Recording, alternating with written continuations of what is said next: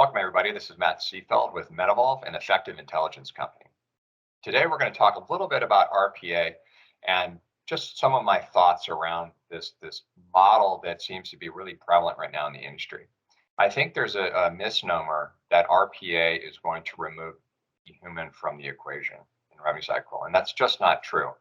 I also want to stress that a lot of these RPA solutions, while good and interesting and have a good business case, those may not be what you're looking for. You may be spending a lot more labor in areas that RPA solution will not solve.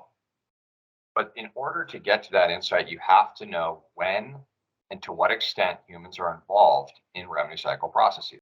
So while RPA may be important for the organization, if you don't know where and to what extent your revenue cycle personnel are putting their most effort and having to actually get involved, you may be spending a lot of money and a lot of IT time doing integrations that won't yield the results that you expect. Here at MedEvolve and with our effective intelligence, I'm focused on one thing, which is margin. That's it. It is as simple as that, right? Now, it's easy to say margin, but in order to get margin, you have to understand where people are getting involved, right? I call it touches. How many touches does it take to get the outcome you expect?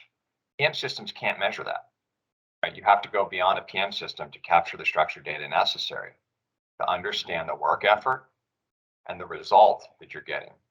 So when you start to think about robotics and automation, you need to understand where you're going to get the biggest bang for the buck.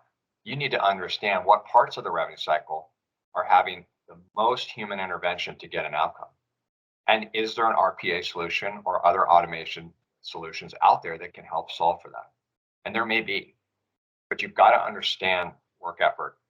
I always ask clients, I said, you need to know your zero touch rate. How many claims are actually going out the door with no human intervention?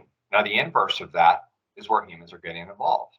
But then the question is, why are they getting involved? Is it first pass denials? Maybe. Is it billing edits? Maybe. Is it a bunch of AR follow-up? Maybe. What about the tasks that are going back and forth throughout the revenue cycle trying to get the outcome, right? You have to have the right workflow automation technology in place, bolted onto your practice management system to be able to tell that story. So if I tell you that 55% of your claims go out clean, as in no human had to touch it to get the outcome you expect, well, there's 45% that had a human effort. So then the question is, where in the revenue cycle is it? And will RPA or other automation techniques resolve that or help improve it? So that's really, kind of a succinct view here, but keep in mind, folks, you have to understand where humans are getting involved, and PM systems can't do that. And you know what, a few years ago, 2 years ago, it was probably okay. But now the fact that we can't find people are changing jobs, seems like every 14 to 21 to 30 days. We have open vacancies, right? And it's only going to get worse as the economy starts to turn, right? As the economy continues to turn, you're going to actually have more folks out there that are looking for jobs that may not be effective. So how quickly can you identify effectiveness? You have to have the structured data in order to do so.